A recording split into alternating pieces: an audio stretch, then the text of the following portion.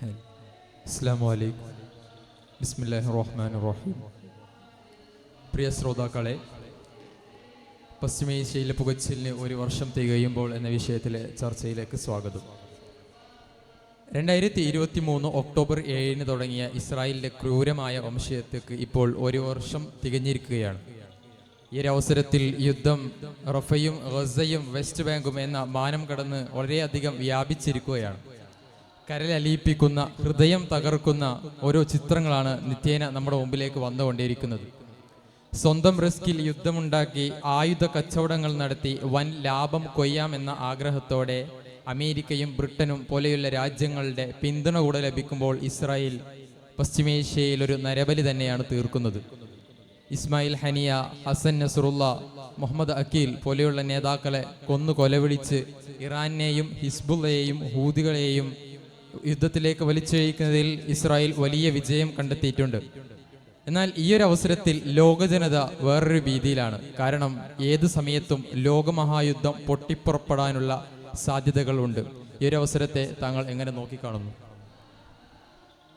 നമ്മൾ പശ്ചിമേഷ്യയെക്കുറിച്ച് സംസാരിക്കുകയാണെങ്കിൽ തന്നെ അതിൻ്റെ ഭൂതകാലത്തെ നമ്മൾ കൃത്യമായി മനസ്സിലാക്കേണ്ടതുണ്ട്. 1948 മുതൽ നിരന്തര സംഘർഷ മേഖലയാണ് പശ്ചിമേഷ്യ എന്ന് പറയുന്നത്. നിലവിലെ ഏറ്റവും കൂടുതൽ അഭയാർത്ഥികളുള്ള ഇറാനും ഏറ്റവും കൂടുതൽ ആളുകൾ പലായനം ചെയ്ത സിറിയയും നിലകൊള്ളുന്നത് പശ്ചിമേഷ്യയിലാണ്. മാത്രമല്ല, നമ്മൾ മറ്റൊരു തലത്തിൽ നോക്കുമ്പോൾ ഇറാനി ജനങ്ങളെ അഭിസംബോധനം ചെയ്തുകൊണ്ട് നെതന്യാഹു ഈ അടുത്ത് പറഞ്ഞത്, ഇറാനി ജനങ്ങളെ, നിങ്ങൾ ഏകാധിപത്യത്തിൻ്റെ അടിമകളാണ്, നിങ്ങൾക്ക് വേണ്ടി ഞങ്ങൾ വരുന്നുണ്ട്, നിങ്ങൾ പോരാടണം എന്ന രീതിയിലുള്ള അഡ്രസ്സ് നെതന്യാഹു ഇറാനി ജനങ്ങൾക്ക് നൽകി കഴിഞ്ഞിട്ടുണ്ട്. ഇവിടെ നമ്മൾ കാണുന്നത് ദ ഗ്രേറ്റർ ഇസ്രായേൽ എന്ന സയനിസ്റ്റുകളുടെ ചിരകാലാഭിലാഷത്തിലേക്കുള്ള ഏറ്റവും വലിയ ചുവടുവെപ്പാണ്. മക്കയും മദീനയും തുടങ്ങി പശ്ചിമേഷ്യ ആകെ തങ്ങളുടെ വരുതിയിലാക്കാനുള്ള ഒരു പൈശാചികമായ തത്വമാണ് ഗ്രേറ്റർ ഇസ്രായേൽ എന്ന് പറയുന്നത്. ഇപ്പോൾ നാം നോക്കുകയാണെങ്കിൽ ഗസയും വെസ്റ്റ് ബാങ്കും പോലും ആരുടെ കയ്യിലാണെന്ന് നമുക്ക് സംശയമാണ്. അവിടെയുള്ള ജനങ്ങളെ ആകെ മാനസികമായും ശാരീരികമായും അവർ കൊന്നു കഴിഞ്ഞിട്ടുണ്ട്. മാത്രമല്ല, അവിടെ ഇനി ഹമാസ് ഇല്ലാതായിട്ടില്ല എന്നൊരു കാര്യമാണ്. അതുകൊണ്ടാണ് നമുക്ക് ഗസയും വെസ്റ്റ് ബാങ്കും പോലുള്ള പലസ്തീൻ ദേശങ്ങളിൽ നാം പറയുന്ന സ്ഥലം ആരുടെ കയ്യിലാണെന്ന് പോലും നമുക്ക് സംശയമാണ്. കളക്റ്റീവ് പണിഷ്മെന്റിന്റെ ഭാഗമായി അതൊക്കെ അനുഭവിച്ചു തീർത്ത ജീവച്ഛവമായ ഫ്ലോട്ടിംഗ് പോപ്പുലേഷൻ മാത്രമാണ് ഇന്ന് അവിടെ ഉള്ളത്. സിറിയയിലേക്കും ലബനോനിലേക്കും അവരൊക്കെ നിർബന്ധിച്ച് കുടിയേറ്റിപ്പിക്കുന്ന ഒരു ദൃശ്യമാണ് നമുക്ക് കാണാൻ സാധിക്കുന്നത്. ഇവിടെയുള്ള ജനങ്ങളൊക്കെ പോയി കഴിഞ്ഞാൽ അവിടെ ഒരു ബഫർ സോണാക്കി പ്രഖ്യാപിച്ച് ഇസ്രായേലി ജനതകളെ മുമ്പുള്ളതുപോലെ അവിടെ കുടിയേറി പാർപ്പിച്ച് അത് ഇസ്രായേലിന്റെ ഭാഗമാക്കാനുള്ള ഒരു യത്നം മാത്രമാണ് ഇനി സയനിസ്റ്റുകളുടെ മുമ്പിലുള്ളത്. താങ്കൾ ചോദിച്ചതുപോലെ മൂന്നാം ലോക മഹായുദ്ധത്തിനുള്ള ഒരു സാധ്യതയുണ്ടോ എന്ന് ചോദിക്കുമ്പോൾ താങ്കൾ പറഞ്ഞല്ലോ ബ്രിട്ടനും US ഒക്കെ ഇത്രയധികം സപ്പോർട്ട് ചെയ്യുന്നുണ്ടെന്ന്.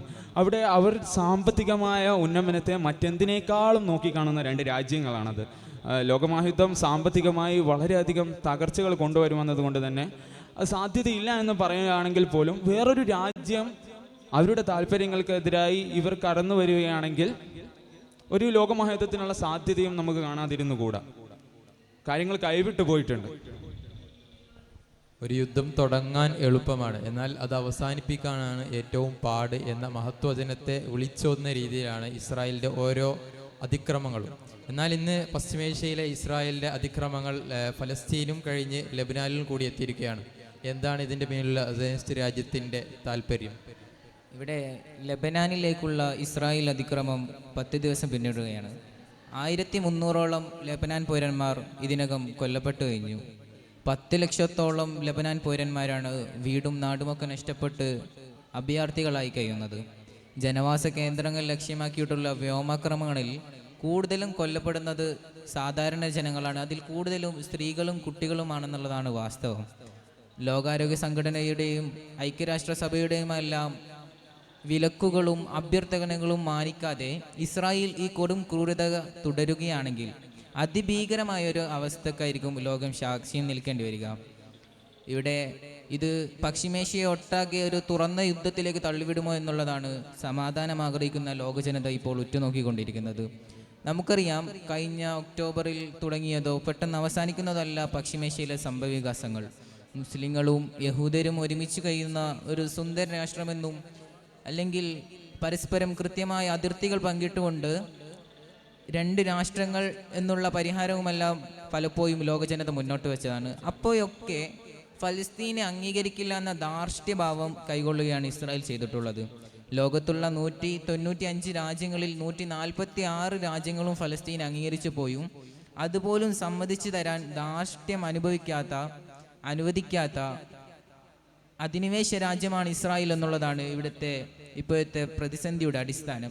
ഇനി അങ്ങനെ ഇസ്രായേൽ ഫലസ്തീനെ അംഗീകരിച്ച അല്ലെങ്കിൽ രണ്ട് രാഷ്ട്രമായി മാറിയാൽ തന്നെ അവിടെയും പശ്ചിമേഷ്യയിലെ പ്രശ്നങ്ങൾ അവസാനിക്കുകയില്ലെന്ന് നിരീക്ഷിക്കുന്നവരുണ്ട്. കാരണം നേരത്തെ സൂചിപ്പിച്ച പോലെ ഗ്രേറ്റർ ഇസ്രായേൽ എന്നുള്ളതാണ് അവരുടെ സ്വപ്നം എന്ന് പറയുന്നത്. എന്ന് പറഞ്ഞാൽ ഇന്നത്തെ സിറിയ, ലബനാൻ, പഴയ ഫലസ്തീൻ, മക്ക, മദീന ഒക്കെ അടങ്ങുന്ന ഒരു വിശാലമായ രാഷ്ട്രം.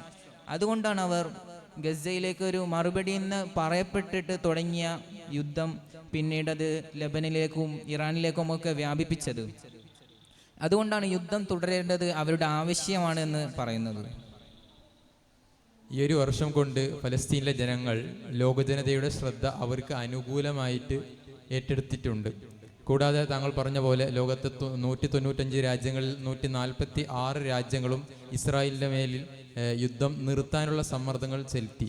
എന്നിട്ട് പോലും ഈ സയനിസ്റ്റ് രാജ്യം അത് നിർത്താതെ തുടർന്നുകൊണ്ടേയിരിക്കുകയാണ്. എന്താണ് ഇതിൻ്റെ ഒരു നിമിത്തം? എന്തുകൊണ്ടാണ് ഇത്രയേറെ മുറവിളികൾ ഉയർന്നിട്ടും വിലക്കുകൾ വന്നിട്ടും ഇസ്രായേലിൽ ഈ കൊടും ക്രൂരതയുമായി മുന്നോട്ട് പോകുന്നതെന്ന് നാം പരിശോധിക്കുകയാണെങ്കിൽ അതിലൊന്ന് അവർക്ക് ലഭിക്കുന്ന പിന്തുണ തന്നെയാണ്. അതിലേറ്റവും പ്രധാനപ്പെട്ടത് അമേരിക്ക നൽകുന്ന പിന്തുണയാണ്. കഴിഞ്ഞ 2 ദിവസങ്ങൾക്ക് മുമ്പ് അമേരിക്കൻ പ്രസിഡന്റ് ജോ ബൈഡൻ അദ്ദേഹത്തിൻ്റെ അഭിസംബോധന പ്രഭാഷണത്തിൽ പറയുകയുണ്ടായി, we are fully with Israel എന്ന് പറഞ്ഞാൽ ഞങ്ങൾ സമ്പൂർണ്ണമായി ഇസ്രായേലിൻ്റെ കൂടെയാണെന്ന്. നാം മനസ്സിലാക്കണം, ലോകത്ത് ഏറ്റവും കൂടുതൽ സാങ്കേതികമായും സാമ്പത്തികമായും സൈനികപരമായും മുന്നിൽ നിൽക്കുന്ന ഒരു രാഷ്ട്രമാണ് അമേരിക്ക എന്നുള്ളത്. ആ അമേരിക്കയാണ് ഞങ്ങൾ സമ്പൂർണ്ണമായി ഇസ്രായേലിൻ്റെ കൂടെയെന്ന് പറഞ്ഞത്. പിന്നെ ബാക്കിയുള്ള ജനാധിപത്യ രാഷ്ട്രങ്ങളുടെ കാര്യമെടുക്കുകയാണെങ്കിൽ പലപ്പോഴും ഇസ്രായേലിന് അനുകൂലമാകുന്ന നിലപാടുകളാണ് അവരും കൈക്കൊണ്ടിട്ടുള്ളത്. പിന്നെ ഇതിൽ കൈകടത്താനാകുന്ന രാഷ്ട്രങ്ങളെന്ന് പറയുന്നത് ഒന്ന് റഷ്യയും ചൈനയും ഒക്കെയാണ്. പക്ഷേ ഇതുവരെ അവരാരും ഫലസ്തീൻ അനുകൂലമാകുന്ന അല്ലെങ്കിൽ യുദ്ധം നിർത്തണമെന്ന് കർശനമായും പറഞ്ഞ നിലപാടുകളൊന്നും അല്ലെങ്കിൽ അതുപോലുള്ള അഭിപ്രായങ്ങളൊന്നും മുന്നോട്ട് വെച്ചിട്ടില്ല എന്നുള്ളതാണ് വാസ്തവം. യുദ്ധം ക്രൂരമായ നിലയിൽ തന്നെ പോയിക്കൊണ്ടിരിക്കുന്ന സമയത്ത് അത് നിർത്തിവെക്കുക അല്ലെങ്കിൽ അതിൽ നിന്ന് രക്ഷപ്പെടുക എന്നത് ഫലസ്തീനിലെ ജനങ്ങളെ സംബന്ധിച്ചിടത്തോളം വളരെ വിദൂരത്തുള്ള ഒരു സ്വപ്നമാണ്. അവിടെ ഒരു പുനരധിവാസം സാധ്യമാണോ എന്നത് നമുക്ക് മുമ്പിലുള്ള വലിയൊരു ചോദ്യമാണ്. ഇനി യുദ്ധം നിന്നാൽ ഈ ചോദ്യം പറഞ്ഞതുപോലെ തന്നെ പുനരധിവാസം അവിടെ സാധ്യമാണോ? നോക്കൂ, നമ്മൾ പുനരധിവാസത്തെക്കുറിച്ച് സംസാരിക്കുന്നിടത്ത് തന്നെ മനുഷ്യത്വം ഒളിഞ്ഞു കിടക്കുന്നുണ്ട്. ഞാൻ ഇതിനെക്കുറിച്ച് പറയാനുള്ള കാര്യം, അവിടെ നമുക്ക് നികത്താനാകാത്ത മനുഷ്യത്വത്തിൻ്റെ വിടവ് നമുക്ക് കാണാൻ സാധിക്കും. പുനരധിവാസം സാധ്യമാണോ എന്ന് താങ്കളുടെ ചോദ്യത്തിലേക്ക് നാം കടന്നു വരികയാണെങ്കിൽ 4.2 കോടി ടൺ മാലിന്യവും 85% വിദ്യാലയ സാംസ്കാരിക മേഖലയിലുള്ള കാര്യങ്ങളും നശിച്ച, 65% ട്രാൻസ്പോർട്ടേഷൻ നശിച്ച, 90% ജനങ്ങൾ നിർജ്ജലീകരണം നേരിടുന്ന, 17 ലക്ഷം ജനങ്ങൾ രോഗത്തിനടിമയായ, തീർത്തും ധ്വംസനത്തിന് ധ്വംസനത്തിന് വിധേയമായ ഒരു ജനത്തെയാണ് നമുക്കിവിടെ കാണാൻ സാധിക്കുന്നത്. UN-ൻ്റെ ഒരു റിപ്പോർട്ട് പ്രകാരം ഒരു വർഷം തികയുമ്പോഴല്ല, കുറച്ച് മുമ്പേ UN വിട്ട ഒരു റിപ്പോർട്ട് പ്രകാരം 15 വർഷമാണ് അവർ നിർദ്ദേശിച്ചിട്ടുള്ളത്. അത് ഇപ്പോൾ 4.2 കോടി ടൺ മാലിന്യമൊക്കെയുള്ള സാഹചര്യം വെച്ച് നോക്കുകയാണെങ്കിൽ വളരെയധികം വർഷങ്ങൾ അതിനുവേണ്ടി ചെലവഴിക്കേണ്ടി വരും. ഈ ഒരു സാഹചര്യത്തിൽ പുനരധിവാസം എന്ന ഒരു സങ്കല്പം വളരെ വിദൂരത്താണ്. യുദ്ധം നിൽക്കുമായിരിക്കും, പക്ഷേ പുനരധിവാസം വിദൂരത്തായ ഒരു സാധ്യതയായിട്ടാണ് നമുക്ക് കാണാൻ സാധിക്കുന്നത്. തങ്ങളുടെ ഭരണം നിലനിർത്താൻ വേണ്ടി ക്രൂരതകളുടെ ഏതറ്റം വരെ പോകുമെന്ന് നിരന്തരം വിളിച്ചു പറയുന്നതാണ് നെതന്യാഹുവിൻ്റെയും കൂട്ടരുടെയും കാര്യം. അവർക്ക് അതിലപ്പുറം അമേരിക്കയുടെയും ബ്രിട്ടൻ്റെയും സപ്പോർട്ട് കൂടി കിട്ടുന്നതോടുകൂടെ ലോകത്തിൻ്റെ സമാധാനം തന്നെ നഷ്ടപ്പെടുകയാണ്. ഇതിലൂടെ പശ്ചിമേഷ്യ ലോക മനസ്സാക്ഷിക്ക് മുമ്പിൽ വലിയൊരു ചോദ്യചിഹ്നമാവുകയാണ്. ഇതിലുപരി ലോകജനത ഒരു മഹായുദ്ധം ഉണ്ടാകുമോ എന്ന ഭീതിയിലാണ്. കാരണം ഏത് യുദ്ധമുണ്ടായാലും ആർക്ക് തമ്മിലുണ്ടായാലും അതിൻ്റെ ഫലം അനുഭവിക്കുന്നത് നിസ്സഹായരായ സ്ത്രീകളും കുട്ടികളും വാർദ്ധക്യത്തിലുള്ള ആളുകളാണ്. അതുകൊണ്ട് തന്നെ ലോകം ഒരു സമാധാനത്തിലൂടെ കഴിഞ്ഞു പോവാൻ സാധിക്കട്ടെ എന്ന് പ്രാർത്ഥിച്ചുകൊണ്ട് ഈ ചർച്ച ഇവിടെ അവസാനിപ്പിക്കുന്നു. വാഖിറു ദഅവാന അനിൽ ഹംദുലില്ലാഹി റബ്ബിൽ ആലമീൻ. അസ്സലാമു അലൈക്കും.